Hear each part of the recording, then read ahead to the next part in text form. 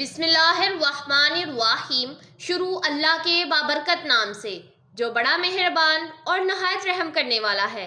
Nimra voice story channel دیکھنے والوں کو میرا پیار بھرا سلام۔ السلام علیکم ورحمۃ اللہ وبرکاتہ۔ پیارے دوستو، آج میں آپ کے ساتھ ایک ایسا حیران کن واقعہ شیئر کرنے والی ہوں جسے سن کر آپ سب لوگ حیران رہ جائیں گے۔ پیارے دوستو، یہ واقعہ ہے ایک اللہ والے اور ایک خوبصورت عیسائی لڑکی اور سور کا واقعہ۔ یہ واقعہ بہت ہی دلچسپ ہونے والا ہے۔ اس واقعے سے ہمیں پتہ چلتا ہے کہ اللہ تعالیٰ جسے چاہے عزت دے اور جسے چاہے ذلت، جسے چاہے زمین سے اٹھا کر آسمان پر بٹھا دے اور جسے چاہے آسمان سے اٹھا کر زمین پر بٹھا دے۔ لیکن جو اللہ تعالیٰ کے نیک بندے ہوتے ہیں اور اللہ تعالیٰ کی عبادت کرتے ہیں، اللہ تعالیٰ انہیں کبھی رسوا نہیں ہونے دیتا اور ہمیشہ ان کی مدد فرماتا ہے۔ پیارے دوستو، اس واقعے کو مکمل طور پر سمجھنے کے لیے ہماری اس ویڈیو کو اینڈ تک لازمی دیکھیے گا۔ پیارے دوستو، ایک اللہ والے نیک بزرگ تھے۔ ایک دفعہ وہ سفر کی غرض سے وہ عیسائیوں کی بستی کے قریب سے گزر رہے تھے۔ اس بستی کے اوپر سلیپیں لٹک رہی تھی۔ تھوڑی ہی دیر کے بعد وہ ایک کنویں کے پاس عصر کی نماز ادا کرنے کے لیے وضو کرنے لگے تو وہاں پر ان کی نظر ایک لڑکی پر پڑی۔ وہ لڑکی بہت ہی خوبصورت تھی، شیخ صاحب کے دل میں چھا گئی۔ شیخ صاحب کا سینہ وہیں علم سے خالی ہو گیا۔ باحکم اللہ تعالیٰ شیخ صاحب سے ہر چیز چھین لی گئی۔ اپنے مریدوں سے کہنے لگے کہ واپس چلے جاؤ، میں وہاں جاتا ہوں جہاں یہ لڑکی ہوگی، میں اسی کی تلاش میں جاؤں گا۔ مریدوں نے رونا شروع کر دیا، کہنے لگے کہ شیخ صاحب آپ کو کیا ہو گیا ہے، آپ کیا کر رہے ہیں؟ پیارے دوستو، یہ وہ شیخ تھا جسے 1,00,000 حدیثیں یاد تھی، قرآن پاک کے حافظ تھے، کافی مسجدیں ان کے دم قدم سے آباد تھی۔ انہوں نے کہا کہ میرے پلے اب کچھ بھی نہیں رہا جو میں تمہیں دے سکوں، اب تم لوگ واپس چلے جاؤ۔ شیخ صاحب اس بستی کی طرف چل پڑے جس بستی کی طرف وہ لڑکی گئی تھی۔ وہاں جا کر لوگوں سے پوچھا کہ یہ لڑکی کہاں کی رہنے والی ہے۔ لوگوں نے بتایا کہ یہ لڑکی یہاں کے ایک لمبردار کی بیٹی ہے۔ یہ شیخ صاحب اس لمبردار سے جا کر ملے، کہنے لگے کہ کیا آپ اپنی بیٹی کا نکاح میرے ساتھ کر سکتے ہیں؟ اس لمبردار نے کہا کہ ہاں، پر مجھے کوئی اعتراض نہیں، تم یہاں رہو، ہماری خدمت کرو، اور جب آپس میں واقفیت ہو جائے گی تو میں آپ کا نکاح اپنی بیٹی سے کر دوں گا۔ چنانچہ شیخ صاحب نے کہا کہ ٹھیک ہے، جیسا آپ کہیں۔ وہ لمبردار کہنے لگا کہ میرے بارے میں سوروں کا ریور ہے، آپ کو سوروں کا ریور بھی چلانا ہوگا اور آپ کو سوروں کا ریور چلانے والا کام بھی کرنا پڑے گا۔ شیخ صاحب اس پر بھی راضی ہو گئے۔ اللہ اکبر۔ شیخ صاحب کہنے لگے کہ جی ہاں، میں آپ کا ہر کام کروں گا اور آپ کی خدمت کروں گا۔ شیخ صاحب صبح کے وقت سور لے کر نکلتے، صبح سے لے کر رات تک سور چراتے اور شام کو واپس آتے۔ اور یہ خبر جب لوگوں تک پہنچی تو کئی لوگ یہ سن کر بے ہوش ہو گئے، کئی لوگ موت کی آغوش میں چلے گئے۔ کئی لوگ حیران تھے کہ اے اللہ پاک، ایسے لوگوں کے ساتھ بھی تیری یہ بے نیازی کا معاملہ ہو سکتا ہے۔ 1 سال بالکل اسی طرح گزر گیا۔ شیخ صاحب کے ایک مرید تھے اور خود بھی اللہ کے ولی تھے۔ یہ جانتے تھے کہ میرے شیخ صاحب استقامت والے ہیں، مگر اس معاملے میں کوئی نہ کوئی حکمت ضرور چھپی ہوئی ہوگی۔ اس مرید کے دل میں یہ بات آئی کہ میں وہاں جا کر حالات و واقعات معلوم کرتا ہوں۔ چنانچہ وہ مرید اسی بستی کی طرف چل پڑا۔ جب بستی میں پہنچا تو لوگوں سے پوچھا کہ میرے شیخ صاحب کدھر ہیں؟ لوگوں نے کہا کہ تم فلاں جنگل میں جا کر دیکھو، وہ وہیں سور چلا رہے ہوں گے۔ جب مرید وہاں پہنچا تو کیا دیکھتا ہے کہ وہی علامہ اور وہی عصا جس کو لے کر وہ جمعے کا خطبہ کرتے تھے، اسی حالت میں سوروں کے آگے کھڑے سور چلا رہے ہیں۔ اور وہ مرید قریب آیا اور پوچھا کہ حضرت، آپ تو قرآن پاک کے حافظ ہیں، آپ بتائیے کہ کیا آپ کو قرآن پاک یاد ہے؟ وہ شیخ صاحب فرمانے لگے اب مجھے قرآن بالکل یاد نہیں ہے۔ اس مرید نے پھر پوچھا کہ حضرت، کوئی ایک آیت بھی آپ کو یاد ہے؟ وہ شیخ سوچ کر کہنے لگے کہ مجھے بس ایک آیت یاد ہے۔ تو پوچھا کون سی آیت؟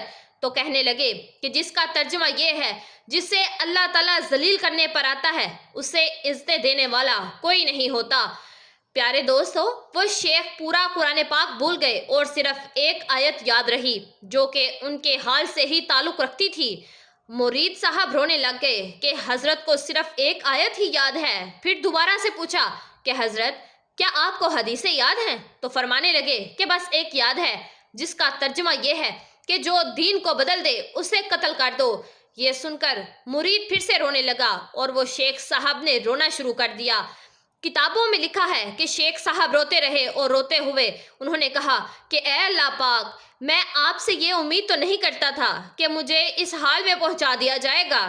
وہ شیخ صاحب رو بھی رہے تھے اور یہ فقرہ بار بار کہہ رہے تھے، تو اللہ تعالیٰ نے شیخ صاحب کو توبہ کی توفیق عطا فرما دی اور ان کی کیفیتیں واپس لوٹا دی۔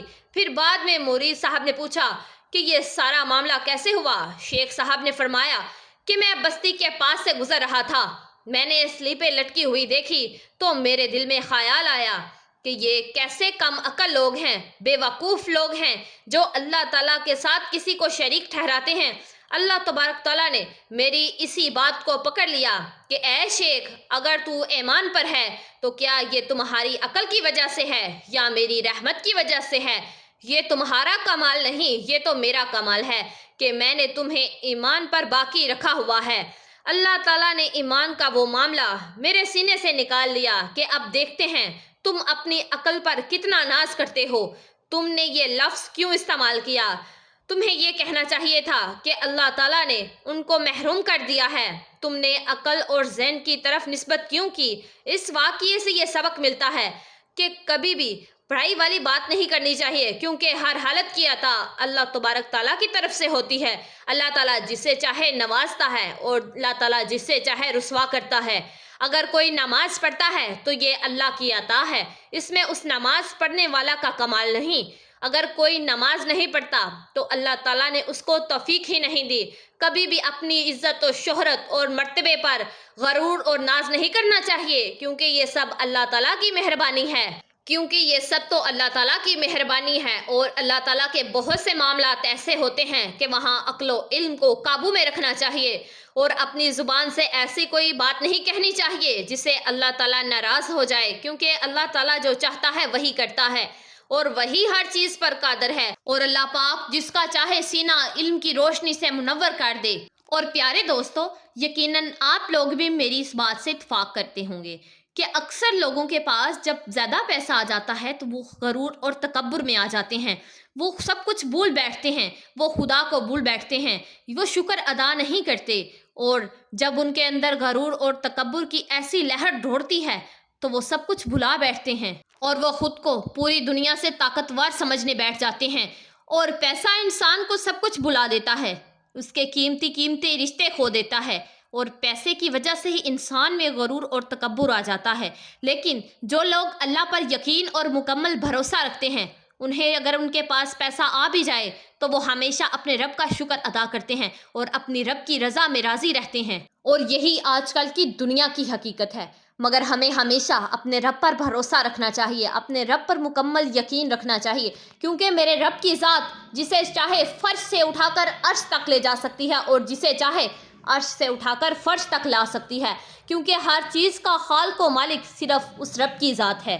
اللہ تبارک تعالیٰ کی ذات کے لیے کچھ بھی چیز ناممکن نہیں، وہ کن فرما دے تو سب کام ہو جاتے ہیں۔ اللہ تعالیٰ سے دعا ہے کہ اللہ پاک ہمیں غرور و تکبر سے بچائے اور اپنے خاص رحمت کے طفیل ہماری زبانوں اور عقلوں کی حفاظت فرمائے اور ہمیں سیدھی راہ پر چلنے کی توفیق عطا فرمائے، آمین ثم آمین۔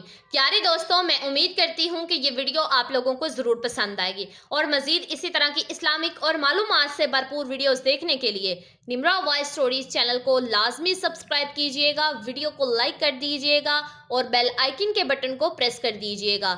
دعاؤں میں ہمیں یاد رکھیے گا اور اپنا ڈھیر سارا خیال رکھیے گا۔ جزاک اللہ۔